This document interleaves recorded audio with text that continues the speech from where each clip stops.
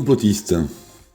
J'ai entendu ce terme, ou j'ai prêté attention à ce mot il y a quelques années.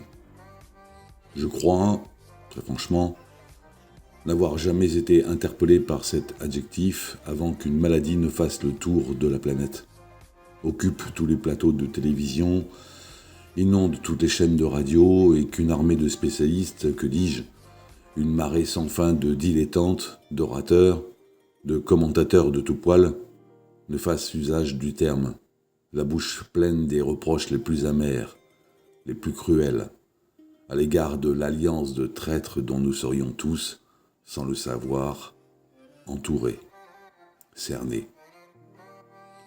L'opprobre jeté sur les initiateurs de cette cabale mondiale ayant surgi tout aussi soudainement que les accusateurs féroces, eux aussi surgis de multiples cavernes, de trous, de caches, pendant tout le temps duquel ils avaient attendu le moment opportun pour se montrer au jour. Au grand jour. Les jeteurs de sorts d'un camp comme l'autre entraient tous en guerre. Une guerre sans merci, fratricide, et qui n'épargnerait ni mère ni enfant.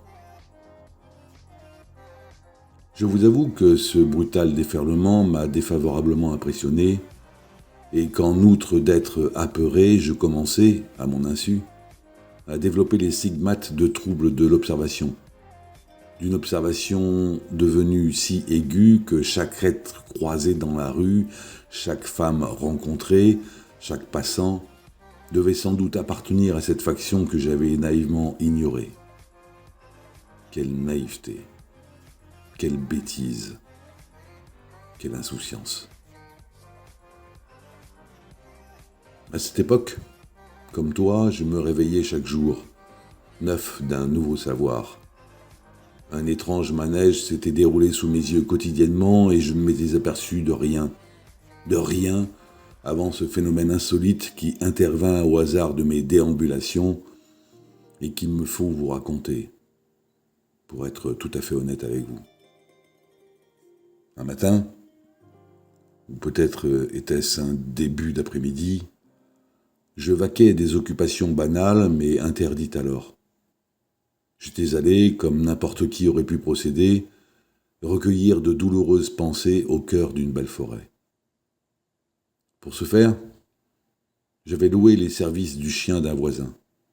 Chien sale, au poil rêche, et de la gueule duquel sortait continuellement un flot de bave, de salive et de sons inhabituels. Ceux d'un être à l'agonie dont chaque minute semble alimenter le supplice. Malgré tout, malgré l'odeur nauséabonde de ce chien laissé à l'abandon, j'acquérais en lui un laissez-passer indispensable au développement de mes pensées lors de cette balade essentielle pour ma santé. Alors que je marchais, l'esprit occupé par la douleur qui était la mienne, je fis la rencontre d'un homme qui croisait mon chemin à quelque distance de là. Aussitôt, parce que sa démarche appelait mon attention, que son regard fixait étrangement les feuilles disséminées au hasard sur le chemin, que tout en lui m'invitait à rester sur mes gardes, que le chien, pour la première fois ce jour-là, arrêta de renâcler et fut pris soudain d'un tremblement qui le stoppa net dans sa course. Il me sembla même entendre, mais j'ignore si c'est ce que j'ai connu alors qui troublait ma perception, je crus donc entendre une plainte brève sortir de la gueule de cette bête que je tenais en bout de laisse. Il s'avère que la conjonction de ces événements, l'arrêt du chien et la venue de l'autre, me jeta hors de mes pensées. Brutalement, j'enterrai les raisons de ma venue en ce lieu solitaire, où seul je m'étais risqué sans prendre la mesure du présent auquel j'allais m'exposer. L'autre, l'homme à l'imperméable sombre, en constatant tout le manège qui se déroulait droit devant lui, marqua un moment d'arrêt. Il fit un écart qui le portait maintenant sur le bord herbeux et humide du chemin. Puis, parce que nous étions tous trois immobiles, que cette situation ne pouvait pas s'éterniser sans qu'elle appelle l'un ou l'autre à réagir, il commença, presque sur la pointe de ses chaussures, à exécuter des pas de danse dans ma direction. La scène, en un autre lieu, n'aurait rien eu de remarquable. Personne n'y aurait prêté attention. Personne n'aurait émis de reproche à celui-là de se tenir ainsi, toute chose étant possible en ces grands moments de consternation, d'hystérie, de débats interminables. Quelques minutes plus tard, l'étranger se trouvait à notre hauteur, le chien continuant à être secoué par des oscillations qui couraient de sa queue jusqu'à son crâne immobile, gueule ouverte sur une langue pendante qu'une salive noircie de boue recouvrait. Il s'était posté à 2 ou 3 mètres de nous, nous regardant sans dire un mot, regardant le chien, me regardant, puis regardant le chien, puis me regardant. Tout ceci dans le silence de cette forêt inhospitalière dans laquelle j'avais conçu le projet d'enterrer une partie de mon destin. Quand, enfin, il s'adressa à moi, ce fut avec de très brefs mots. « Tu fais partie de leur camp ?»« De quel camp parlez-vous ?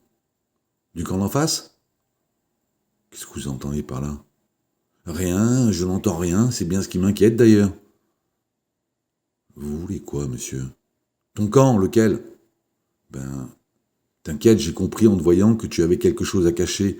Je l'ai tout de suite vu. Alors, tu caches quoi ? » Quand on ne sait pas ce qu'on dissimule, surtout à soi-même, il est peu évident de répondre à pareille question. Au cœur d'une forêt, dans le milieu d'un après-midi pluvieux, dans le bain d'un silence à peine entrecoupé par le bruit lointain, étouffé, de la chute d'une branche morte, ou la course folle, éperdue, frénétique d'un animal aux abois, que dire de ce que l'on ignore de soi, des tressaillements qui agitent le chien, de cet homme posté là, dont le regard froid interroge chacune de tes pensées, mesure chaque seconde de ton silence coupable, en jugeant toujours plus intensément ton regard qui a pris la fuite sans t'avertir. Quand j'ai levé les yeux, j'ai vu l'homme courir au loin, glisser dans une flaque, se relever et partir en exécutant des pas d'un danseur malhabile, mais gracieux tout de même, bras ouverts sur le chemin droit qui bordait la forêt. Tout ceci déroulant en moi et sans doute dans les entrailles du chien, l'extrême solitude de ceux qui n'ont jamais appartenu à aucun camp.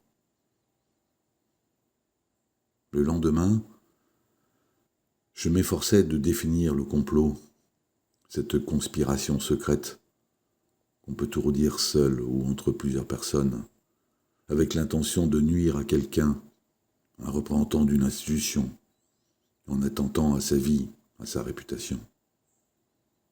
Ce fut la dernière fois que j'empruntai le chien des voisins.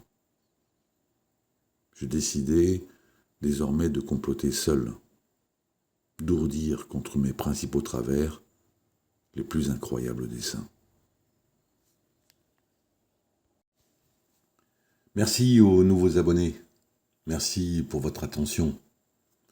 Je vous invite donc à écrire dans les commentaires un avis, un mot, des mots dont vous aimeriez connaître le sens et que je me chargerai, à ma façon bien sûr, de mettre en situation. Je vous dis donc à la semaine prochaine. À très bientôt.